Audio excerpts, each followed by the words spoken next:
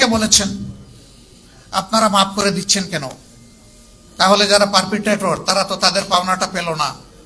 আপনি কোনটা চাচ্ছেন মানুষের জন্য? আপনি কি তার ধ্বংস চাচ্ছেন না তার সংশোধন চাচ্ছেন? যদি ধ্বংস চান তাকে নিয়ে যান যেখানে ইচ্ছা, আপনি টেনে নিয়ে যান। আর তার যদি আপনি সংশোধন চান এবং একটা সংশোধিত হাত হিসাবে তিনিও সমাজে কোনো অবদান রাখুন সেটা যদি চান, তাহলে তাকে সংশোধনের জন্য জায়গাটা তৈরি করে দিতে হবে।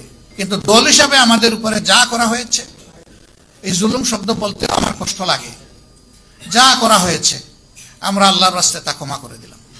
তবে এটা আশা করব যারাই রাজনীতি করবেন তাদের জন্য আল্লাহ একটা রাজকীয় মন দেন, তারা যেন জটিল এবং সংকীর্ণ মনা না হন। এগুলা রাজনীতির ভাষা নয় এবং এগুলা রাজনীতি নয়, এগুলা নোংরামি রাজনীতির নামে। এক সময় আমার মনে আসলো সাপকে কিভাবে আল্লাহ তাআলা আমাদের কল্যাণের জন্য পয়দা করলেন। তখন খুঁজে পেলাম যে ওর ভেনমের মধ্যেই আল্লাহ তাআলা ক্যান্সার প্রতিরোধক ঔষধ রেখে দিয়েছে। যে সাপের ছোবলে মানুষ মারা যায়, সেই সাপের ভেনমের মধ্যেই আবার মানুষের জীবন রক্ষাকারী ঔষধ আল্লাহ পয়দা করে দিয়েছে। কাজে সেও আমার জন্য উপকারী। একটা সাপকে আমি বিরক্ত না করলে সেও আমাকে ছোবল দেয় না, তাই একটা মানুষকে আমি কেন বিরক্ত করব? মানুষটা সৃষ্টির মধ্যে সেরা, এই জন্য মানুষকে সম্মান করা আমাদের দায়িত্ব। গত 15 বছর কি হয়েছে আমি ভালো মন্দ কিছুই বলবো না, আপনারা সবাই জাতির বিবেক আপনারা ভালো জানেন। আমি ব্যক্তিগতভাবে বিশ্বাস করি যে ব্যক্তি কিংবা জাতি পিছন নিয়ে কামড়া কামড়ি করে সে পিছনে পড়ে থাকবে, আর যারা চায় যে আমরা এগিয়ে যাই তাদেরকে ফরওয়ার্ড লুক করতে হবে, সামনে দেখতে হবে। এই জন্য আসুন পচা পিছনটাকে পিছনে ফেলে দেই, এইটা নিয়ে আর চর্চা না করি। এখন জাতি হিসাবে ঐক্যবদ্ধভাবে সামনে কিভাবে আমরা আগাবো, আমরা সেই রোডম্যাপ তৈরি করি সবাই মিলে। একটা জাতি যখন ঐক্যবদ্ধ থাকে গোটা বিশ্ব তাদেরকে সম্মান করতে বাধ্য হয়, আর জাতিটা যখন বিভক্ত হয়ে পড়ে তখন তাদের মাথার উপর সবাই মাতব্বরি করে, এবং এতে ওই জাতির শুধু ক্ষতির পরিমাণ বাড়ে, জাতি লাভবান হয় না। আজকে বড় প্রয়োজন আমাদের অক্ষের। আমরা অতীতে যদি বিভক্ত হয়েই থাকি দল ধর্মের ভিত্তিতে, ট্রাইবস এবং বিভিন্ন কাস্টের ভিত্তিতে, আমি বলবো যে এগুলো আমরা ভুলে যাই। আমরা বলতে চাচ্ছি আমাদের এই প্রিয় দেশে যারাই জন্মগ্রহণ করবে তিনি যে ধর্মেরই হন, যে দলই সমর্থন করুন কিংবা নির্দলীয় হন, তিনি দেশের একজন গর্বিত মর্যাদাবান নাগরিক, এবং সকল নাগরিককে তার অধিকার সংবিধান এবং রাষ্ট্র যা দিয়েছে করুণা হিসেবে নয়, তার অধিকার হিসেবে তাকে দিতে হবে। এই অধিকার প্রাপ্তির জন্য যুদ্ধ হচ্ছে রাজনীতিবিদরা, যুদ্ধ হচ্ছে কলম যুদ্ধ এবং বাক যুদ্ধরা। এই আপনারা আর আমরা মিলেই কিন্তু সমাজটাকে আমরা রাইট ডিরেকশনে নিব, এটা আমাদের দায়িত্ব। অনেকে অতীতে বিভিন্ন আন্দোলনের ব্যর্থতায় বলতো জনগণ নামে না কেন, জনগণ নামবে কেন? আমি কতটা নেমেছি তার উপর নির্ভর করবে আমার জনগণ কতটা নামবে। আগে তো দায়িত্ব আমাকে নিতে হবে। আমি যদি অসত্যকে প্রতিরোধ করতে চাই, শুধু ঘরে বসে আমাকে ফর্মুলা দিলে তো হবে না, আমাকে রাস্তায় নামতে হবে, রাস্তায় নামে নেতৃত্ব দিতে হবে। এ বিশ্বের যতগুলা পরিবর্তন হয়েছে ওই ব্যক্তিকে কেন্দ্র করেই পরিবর্তন হয়েছে। সেখানে একটা ম্যাগনেটিক ক্যারেক্টার থাকতে হবে, যিনি সবাইকে ধারণ করবেন, যিনি সবাইকে তার থেকে দূরে ঠেলে দেবেন না। সেই ম্যাগনেটিক ক্যারেক্টার আল্লাহ যাদের মাঝে দিয়েছেন তাদের দ্বারাই সমাজের পরিবর্তন হয়।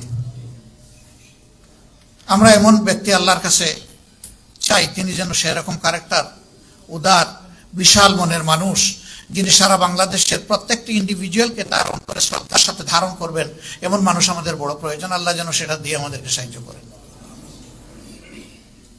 সাংবাদিক ভাই বোনেরা, অতীতে আপনাদের হাতের কলমকে ফ্রিজ করে রাখা হয়েছিল, একটা অদেখা হ্যান্ডকাপ আপনাদেরকে পরিয়ে দেওয়া হয়েছিল। যারা কথা বলেন তাদের মুখে সেরকম অদেখা একটা তালা ঝুলিয়ে দেওয়া হয়েছিল। সাময়িকভাবে এই তালা খুলেছে। আমরা যখন জেগেই উঠেছি আমাদের আর ঘুমাবার প্রয়োজন নেই। এই জাগ্রত জাতিকে মঞ্জিলে পৌঁছানোর জন্য, প্রপার ডেস্টিনেশনে পৌঁছানোর জন্য এখন আমাদেরকে রাত দিন কাজ করতে হবে সবাইকে। সেই কাজটা আপনারাও করেন, রাজনীতিবিদরাও করে। তবে হিংসার রাজনীতির অবসান অবশ্যই চাই। প্রতিশোধের রাজনীতির উপর চান থাকে। অনেকে বলেছেন আপনারা মাফ করে দিচ্ছেন কেন, তাহলে যারা পারপিট্রেটর তারা তো তাদের পাওনাটা পেল না। আপনি কোনটা চাচ্ছেন মানুষের জন্য? আপনি কি তার ধ্বংস চাচ্ছেন না তার সংশোধন চাচ্ছেন? যদি ধ্বংস চান তাকে নিয়ে যান যেখানে ইচ্ছা, আপনি টেনে নিয়ে যান। আর তার যদি আপনি সংশোধন চান এবং একটা সংশোধিত হাত হিসাবে তিনিও সমাজে কোনো অবদান রাখুন, সেটা যদি চান, তাহলে তাকে সংশোধনের জন্য জায়গাটা তৈরি করে দিতে হবে। ওই জায়গায় হিংসার কোনো জায়গা নেই, এখানে উদারতার প্রশ্ন।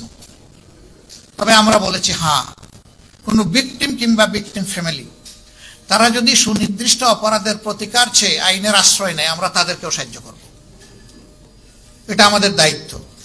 কিন্তু দল হিসাবে আমাদের উপরে যা করা হয়েছে, এই জুলুম শব্দ বলতে আমার কষ্ট লাগে, যা করা হয়েছে আমরা আল্লাহর রাস্তায় তা ক্ষমা করে দিলাম। দল হিসাবে আমরা কোনো প্রতিশোধ নেব না। তবে এটা আশা করব যারাই রাজনীতি করবেন তাদের জন্য আল্লাহ একটা রাজকীয় মন দেন, তারা যেন জটিল এবং সংকীর্ণ মনা না হন, তারা যেন এক ছোকা না হন, তারা যেন তুষামোদকারীদের পাল্লায় পড়ে জনগণকে ভুলে না যান, তারা যেন জনগণের খাদেম হন, তারা যেন জনগণের মালিক না হন। এই মানসিকতা নিয়ে যেন রাজনীতিতে সবাই আগায় আসে। আদর্শ ডেমোক্রেসির বিউটি হচ্ছে যার যার আদর্শ মেলে ধরবে, জনগণ এখান থেকে চুজ অ্যান্ড পিক করবে, পছন্দ করবে, গ্রহণ করবে। কারো উপর কোনো কিছু চাপিয়ে দেওয়া যাবে না। ওরে নির্মূল করো, ওরে ধ্বংস করো, ওরে মাটির নিচে পাতালপুরিতে পাঠিয়ে দাও, এগুলা রাজনীতির ভাষা নয় এবং এগুলো রাজনীতি নয়, এগুলা নোংরামি রাজনীতির নামে। এগুলা বন্ধ হওয়া উচিত।